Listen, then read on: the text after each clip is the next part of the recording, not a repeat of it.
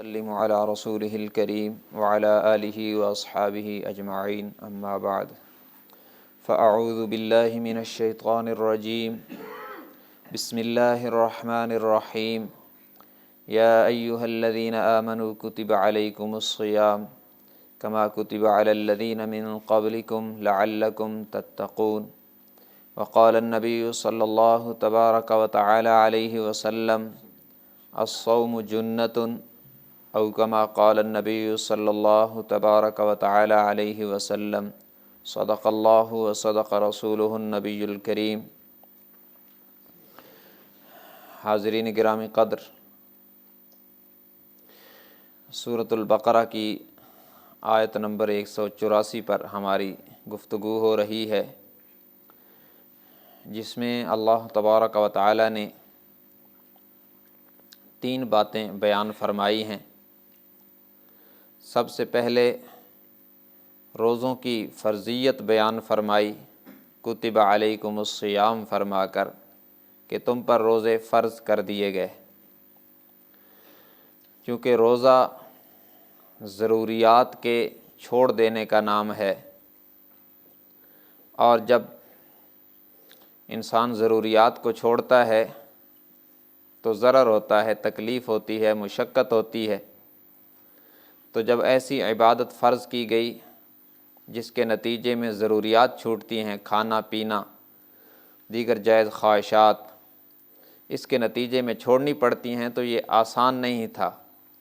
اس لیے پھر تسلی دی اور فرمایا کتب علیکم الصیام کما کتب علی الذین من قبلکم، کہ یہ روزے جو تم پر فرض کیے گئے، یہ صرف تم پر نہیں بلکہ تم سے پہلے لوگوں پر بھی فرض کیے گئے تھے، پہلی امتوں پر بھی روزے تھے۔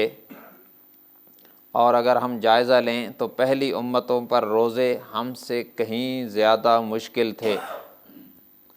ہمارا تو کھانے پینے سے اور دیگر جائز جنسی تسکین سے روزہ ہوتا ہے، اس پر پابندی ہوتی ہے، لیکن پہلی امتوں میں ایسا بھی تھا کہ روزہ رکھ لیا تو بولنے پر بھی پابندی لگا دی گئی، چپ کا روزہ جسے کہتے ہیں، جیسے حضرت مریم علیہا صلوات اللہ کے بارے میں قرآن میں ہے نا، انی نذرت للرحمن صوما فلن اکلم اليوم انسیا، کہ میں نے اللہ کے لیے روزے کی نیت کی ہوئی ہے، نظر مانی ہوئی ہے، اس لیے آج کے دن کسی سے بات نہیں کروں گی۔ تو یہ خاموشی بھی ضروری ہوتی تھی۔ ہمیں تو یہ کہا گیا کہ روزہ رکھو اور بولو، یہ ہے کہ جائز بولو ناجائز نہ بولو، لیکن بولنے پر پابندی نہیں لگائی۔ اور پھر یہ کہ 24 گھنٹے کے روزے ہوتے تھے۔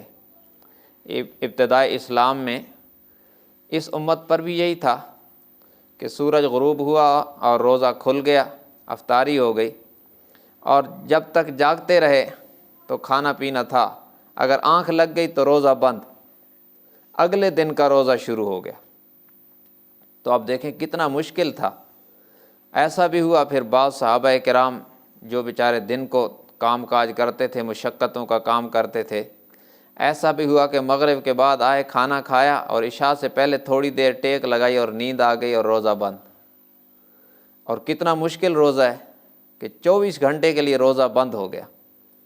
حضرات صحابہ کرام رضوان اللہ علیہم اجمعین، جن کو اللہ تبارک و تعالی نے جناب نبی مکرم صلی اللہ علیہ وسلم کی صحبت کے لیے منتخب کیا تھا، دنیا میں امت میں سب سے خوش نصیب جماعت حضرات صحابہ کرام کی جماعت ہے، اور امت میں سب سے افضل ترین طبقہ حضرات صحابہ کرام کا طبقہ ہے، جس کو اللہ نے ساری کائنات سے چن کر اپنے آخری حبیب حضرت محمد صلی اللہ علیہ وسلم کی شاگردی اور ان کی صحبت اور ان کی خدمت کے لیے منتخب فرمایا ہے۔ وہ عظیم لوگ تھے۔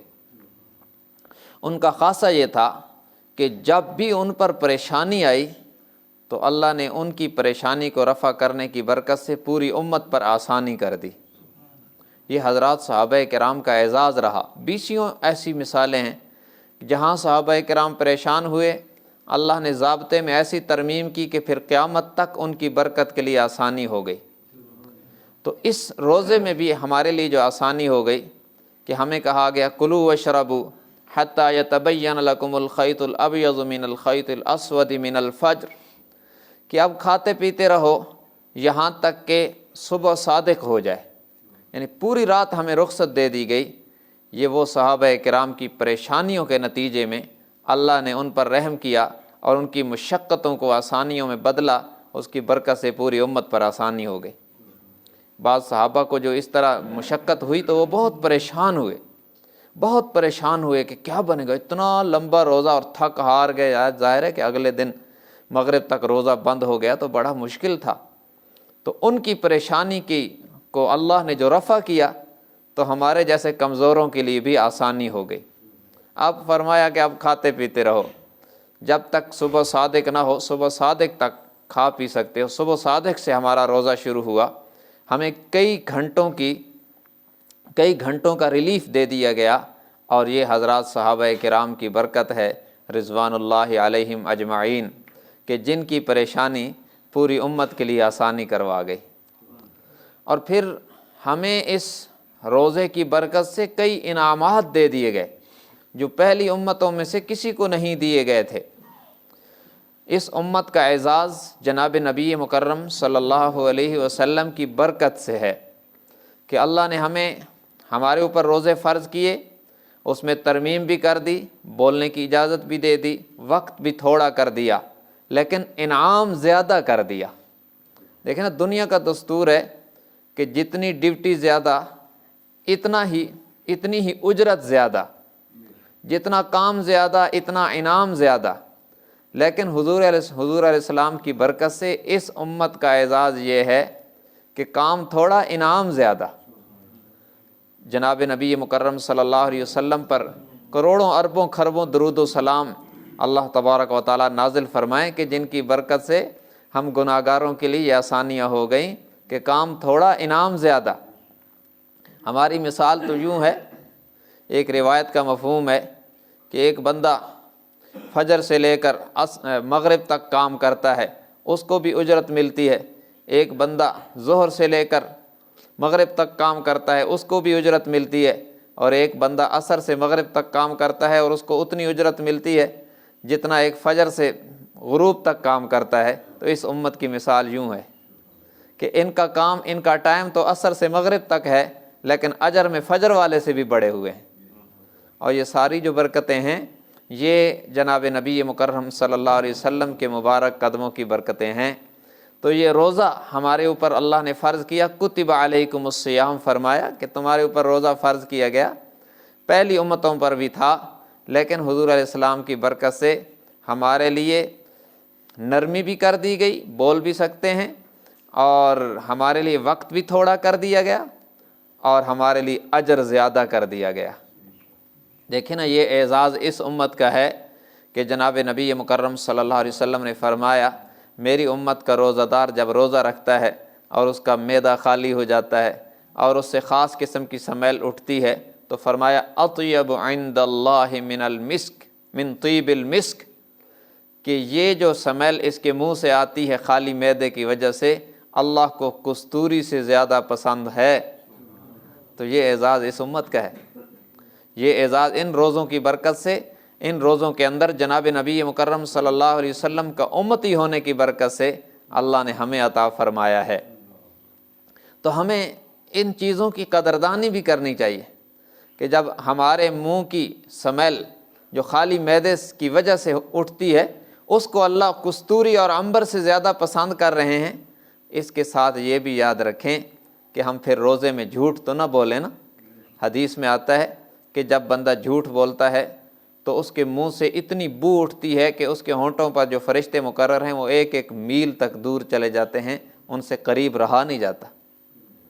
تو اگر ہم روزہ رکھ کے بھی جھوٹ بولتے رہیں، غیبت کرتے رہیں، تو پھر تو ہم نے قدردانی نہیں کی۔ اور یاد رکھیں جناب نبی مکرم صلی اللہ علیہ وسلم نے فرمایا کم من صائم لیس لہ من صیامہ الا الظمأ، کہ کتنے روزہ دار ایسے ہیں جن کو روزے میں سوائے بھوک پیاس کے کچھ نہیں ملتا۔ وہ کیا کرتے ہیں؟ وہ کھانے پینے سے تو رک جاتے ہیں، غلط دیکھنے سے نہیں رکتے، غلط بولنے سے نہیں رکتے، غلط تولنے سے نہیں رکتے، ساری اپنی منمانی کر رہے ہوتے ہیں۔ بس ایک فارمیلٹی کا روزہ ہے تو ایک روایت میں ہے کہ جو شخص روزہ رکھے، کھانے پینے سے رکے اور اللہ کی نافرمانیوں سے نہ رکے، اللہ کو اس کے بھوکے اور پیاسے رہنے کی کوئی ضرورت نہیں ہے۔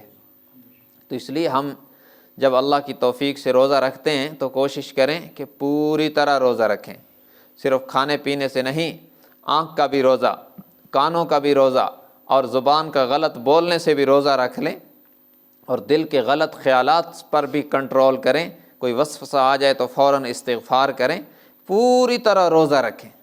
پھر جب پوری طرح انسان روزہ رکھتا ہے تو پھر سحری سے لے کر افطاری تک اس کے لیے ایسی ایسی برکات کا نزول ہوتا ہے کہ جس کا پہلی امتوں میں سے کسی کو تصور بھی نہیں تھا۔ تو اس لیے ہم اپنے روزے کو کمال تک پہنچانے کی محنت کریں، اس کی کوشش کریں گے تو فائدہ ہوگا۔ اور جب انسان مسلمان پریشان ہوتا ہے اور فکر مند ہوتا ہے نا کہ میں نے اپنی نیکی کو کمال تک پہنچانا ہے، پھر اللہ رب العزت تو کریم ذات ہیں، پھر اس سے اگر کوئی کمی کوتاہی ہو بھی جاتی ہے تو اللہ رب العزت پھر درگزر فرما کر اسے پورا اجر دے دیتے ہیں۔ لیکن ہم کوشش تو کریں، ہم محنت تو کریں، یوں تو نہیں کہ موبائل پہ پیکج لگا کر روزہ پاس ہو رہا ہے گپ لگا کے۔ تو جب ہم گپ لگاتے ہیں نا اس میں زیادہ تر گناہ ہوتا ہے کہ کبھی جھوٹ بول دیا، کبھی غیبت کر لی، کبھی کسی پہ طنز کر دیا، کبھی ناجائز کوئی تبصرہ کر دیا۔ یہ جو چیزیں ہیں یہ انسان کو خراب کرتی ہیں۔ اس لیے حدیث میں آتا ہے کہ سب سے زیادہ جو انسانی اعضاء میں عضو لوگوں کو جہنم میں پھینکوائے گا وہ اس کی زبان ہوگی، کیونکہ اس کا غلط استعمال، اس کا صحیح استعمال جنت کے دروازے کھلوا دیتا ہے اور اس کا غلط استعمال جہنم میں ڈلوا دیتا ہے۔ تو اس لیے روزے میں پوری طرح احتیاط کیجئے۔ باقی انشاءاللہ مزید تفصیل جاری ہے۔ اللہ تبارک و تعالی ہم سب کو توفیق عمل نصیب فرمائے۔ وآخر دعوانا ان الحمد للہ رب العالمین۔